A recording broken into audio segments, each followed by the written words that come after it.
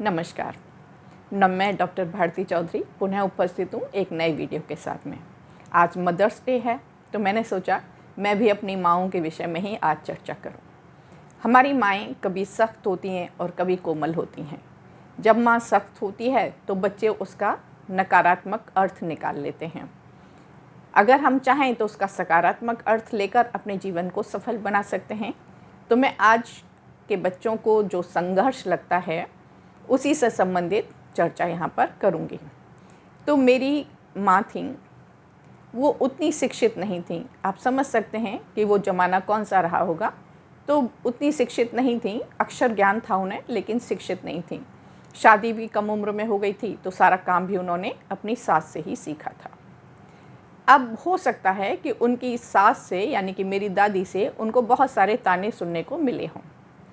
तो जब मैं बड़ी हुई, काम सीखने लायक उनकी जिम्मेदारी बनी, मैं घर में सबसे बड़ी हूँ, तो उन्होंने मुझे काम तो सारे दिए कि ये कर लो वो कर लो, सारी जिम्मेदारियाँ दी, छोटी से लेकर बड़ी तक उम्र के हिसाब से जो जो जिम्मेदारी वो मुझे दे सकती थी वो A to Z उन्होंने जिम्मेदारियाँ दी।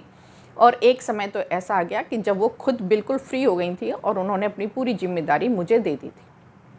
लेकिन ये कभी नहीं बताया कि वो काम करना कैसे है, उस जिम्मेदारी को पूरा कैसे करना है। अब उस वक्त तो मुझे बहुत गुस्सा आता था कि बताती हैं नहीं कि कैसे किया जाएगा और बस काम बता के चल देती हैं।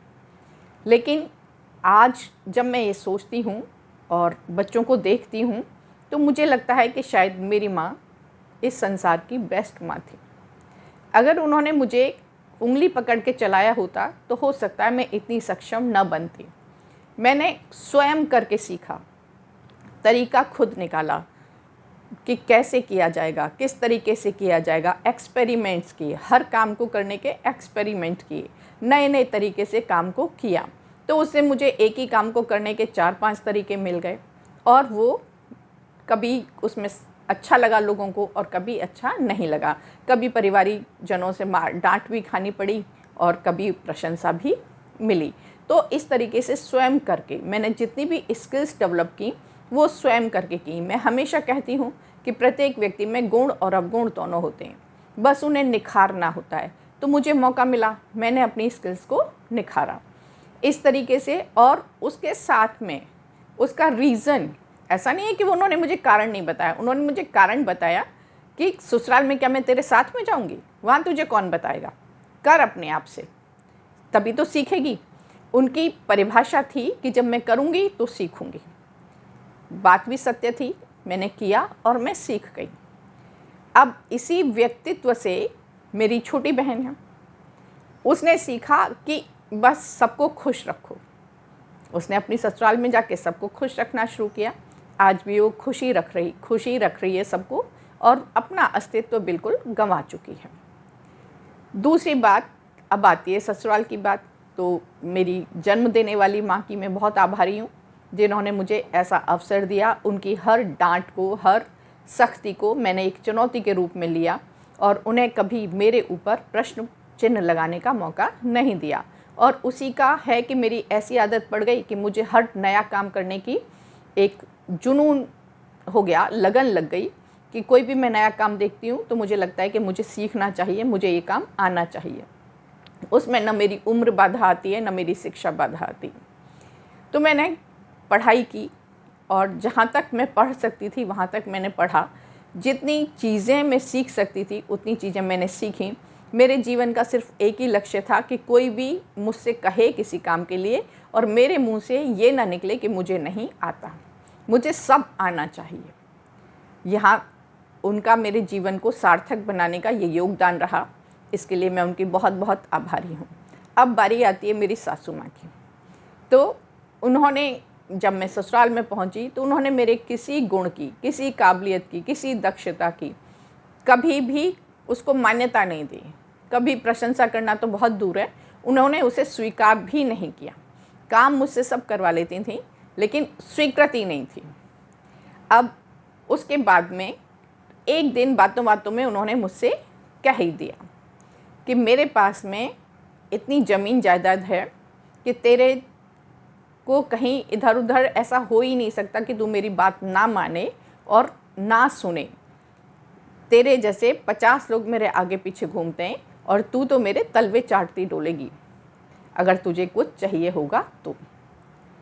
उस वक्त ये बात मुझे बहुत बुरी लगी कि पैसा है तो उसमें सभी का योगदान होता है, कोई उन्होंने तो कमाया नहीं है, लेकिन अहंकार इतना ज़्यादा था उनको अपनी धन दौलत का, अपनी संपत्ति का, अपनी इंचार्जशिप का, क्योंकि वो घर की मालकिन थी।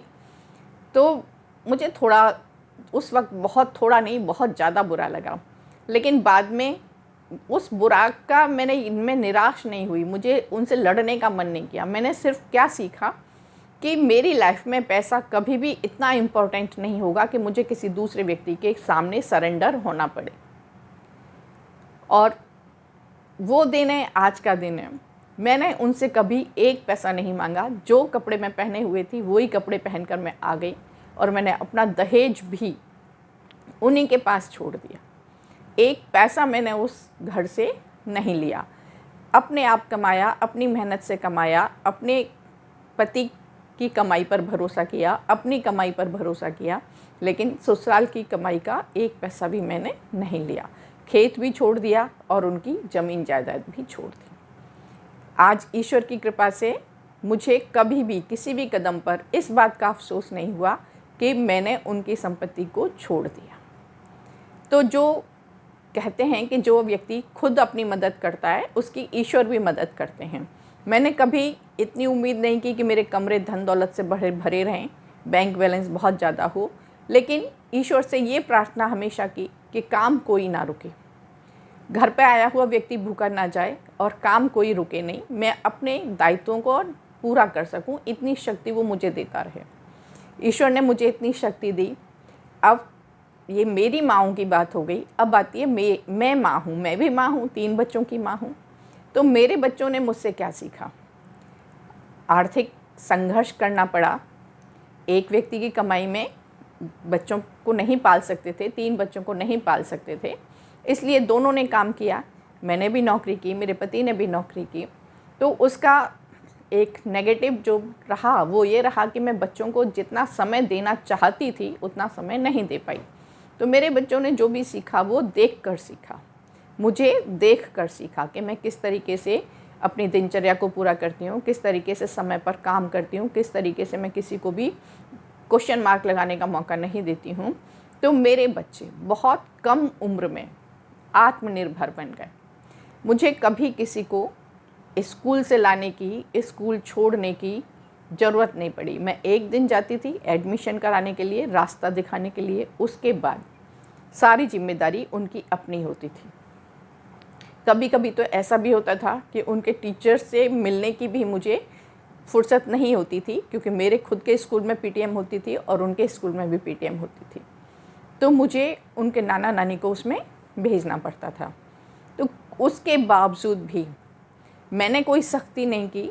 मैंने बच्चों को जो ज़रूरत थी वो दिया, ज़रूरत से ज़्यादा कभी कुछ नहीं दिया, समय से पहले कभी किसी को कुछ नहीं दिया। लेकिन उन्होंने मेरे शब्दों पर ध्यान नहीं दिया, उन्होंने मेरे कार्यों पर ध्यान दिया। जो मैंने किया उससे उन्होंने सीखा। और मुझे ये कहते हुए फ़ख्र होता है कि मेरे बच्चे तीनों आत्मनिर्भर हैं।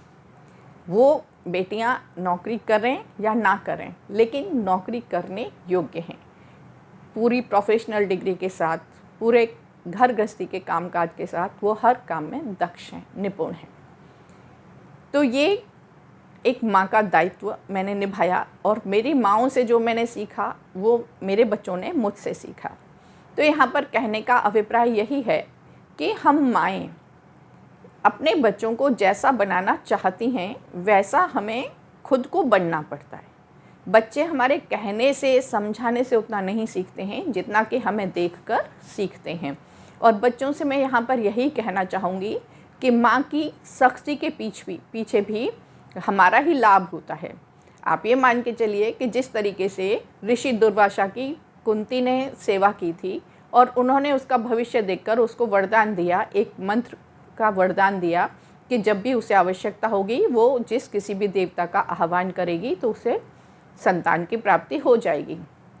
उसी तरीके से माता पिता को भी ईश्वर उतनी शक्ति देता है कि वो अपने बच्चों का भविष्य देख पाते हैं और मैं तो ऐसा ही मानती हूँ कि शायद मेरे माता पिता को ये पता था कि मुझे जीवन में इतना संघर्ष करना पड़ेगा, इसलिए उन्होंने मुझे इस तरीके का बताया, बनाया, और उन्हीं की सख्ती का परिणाम है कि मैं लोगों को पहचान पाती हूँ, किसी के भी छलावे में नहीं आती हूँ, और अपनी घर गृहस्थी को, अपने बच्चों को आत्मसम्मान के साथ मैंने पाल लिया।